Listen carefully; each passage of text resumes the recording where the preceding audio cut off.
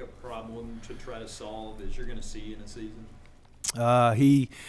The fact that he's a really good quarterback. Okay, number one, throwing the football, very efficient.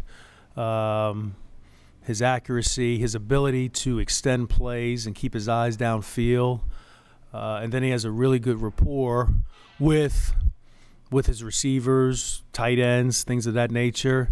And then obviously you talk about him in the run game and his ability to change direction, his speed, his athleticism, the way he operates and controls the offense. He's a unique player, very unique. How frustrating is it when you watch game film of him and you're looking for that one weakness and you're like, come on, there's got to be something, and you just, man, he got out of that trap and he did this. I mean, what's it like trying to be in that, film room trying to break that down? Yeah, he's like Houdini in a helmet. He runs around, can make you miss, clean shots on him. He's slippery.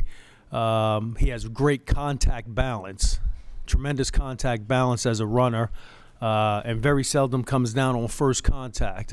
So it's just a matter of our guys understanding the discipline aspect of playing a quarterback of his caliber, and what that's going to entail in terms of playing the entire down.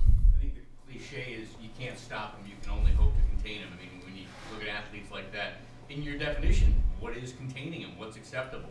Yeah, so when you look at their offense, they create a lot of explosive plays in the run and in the pass game. So to me, that's, if I'm understanding you correctly, that's the part of containing it, is not giving up explosive plays. So how much more does it complicate things that you have to deal with him, plus the two-headed monster running attack that they also have? Yeah, it's just going to be a challenge for our defense. And every man on our defense has an assignment and has a job to do, and we have to execute it at a high level. How much schematically changes whenever Miles Hartsfield isn't available? Not much. It's just really a next man up mindset. We still do similar concepts in terms of what we do. It's just whoever's in the game has to execute it in the same fashion as though Miles were there in terms of our calls. The versatility that he brings, how hard is that to replace with?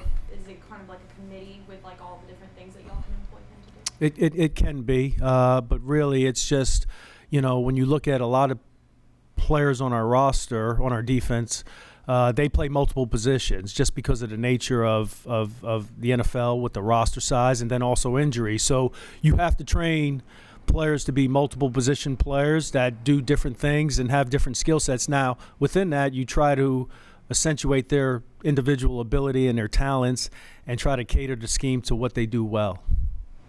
Speaking of next man up, Steve mentioned Davion as someone that could fill in for maybe Matt Ioannidis this week. So what do you need to see from him and maybe even some of the other guys that you got to stop this tough running? Yeah, just consistency from whoever's in the game, whether it's Davion, Phil Hoskins, Bravion's been playing a lot for us. So it's just consistency in terms of their technique and their fundamentals. So that's really what we're looking for.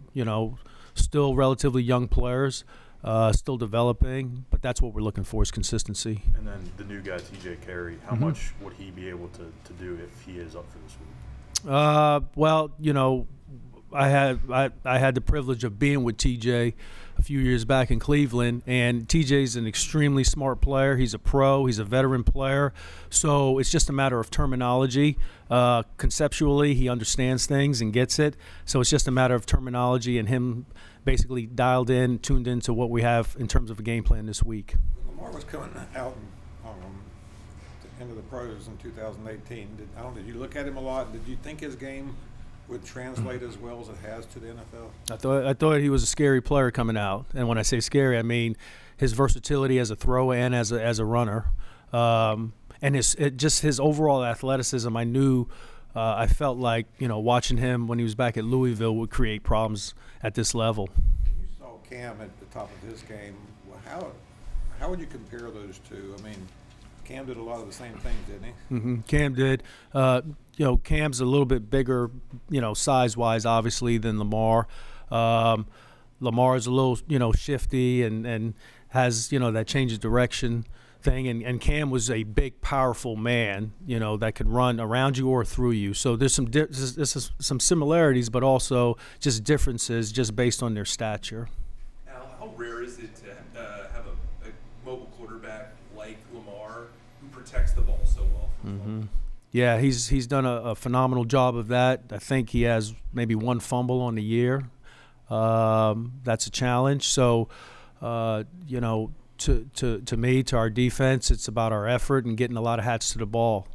That's when you get turnovers.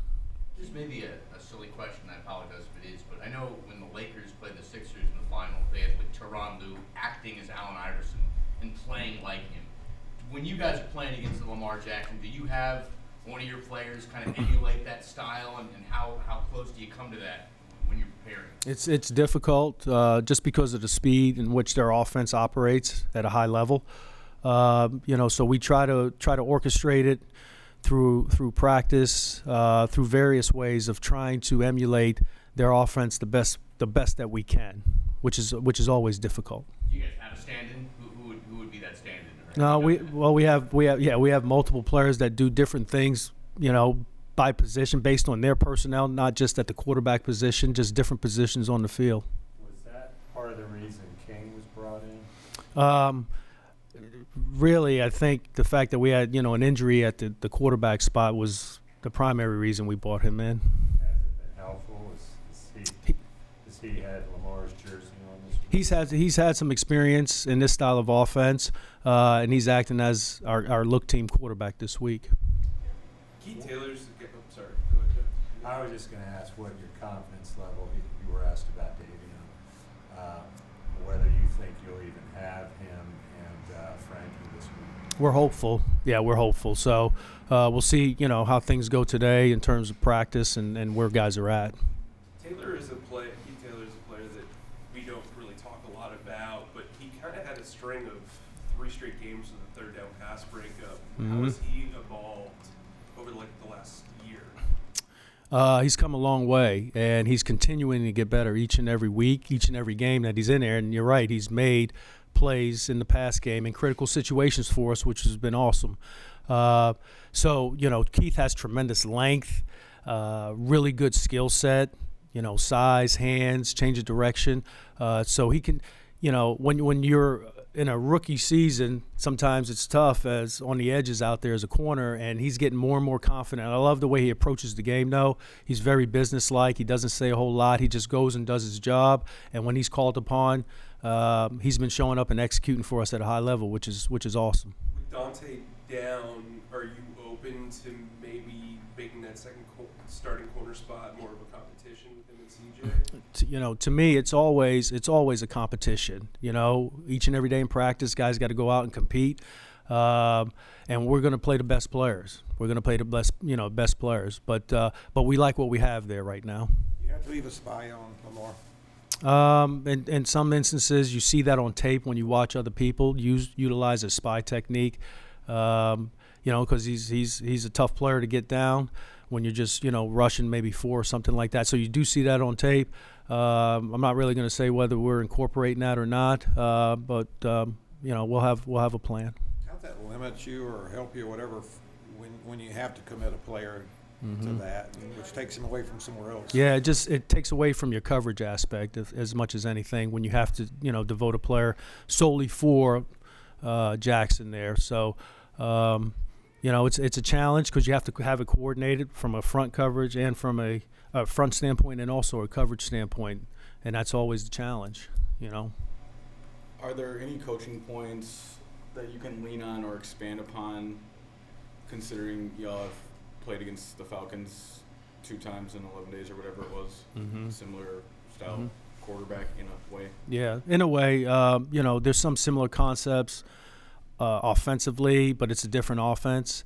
I think the fact that we did play Atlanta 2 out of the last 3 weeks, We played a dynamic quarterback in Mariota. I think that has, hopefully helped us in terms of our preparation and advancement of playing this similar style of offense. Yeah, and is there something about the mindset it creates for the players where, from a repetition standpoint, I mean, the Bengals are obviously a very good passing team, but for 3 straight weeks and now a 4th, you guys have been really preparing for a team that is run-oriented. Yeah, I think anytime you are preparing for a team and really, in the NFL, a lot of teams run very similar concepts, whether they're pass or run concepts. Obviously, this offense is a little bit different, a little bit more unique in terms of what their run game is like. But I think that helps the players ultimately understanding what you're trying to get accomplished in terms of how you're going to play certain looks.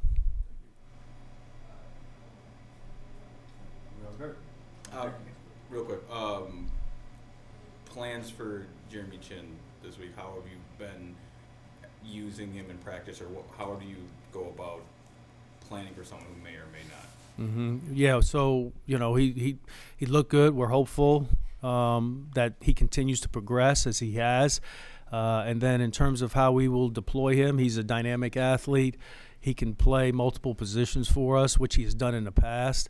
And we'll just have to wait and see kind of how things shake out as the week progresses here with him in terms of if he's available or not. Al, I know you weren't the defensive coordinator for the first 5 weeks, but you were obviously on defense.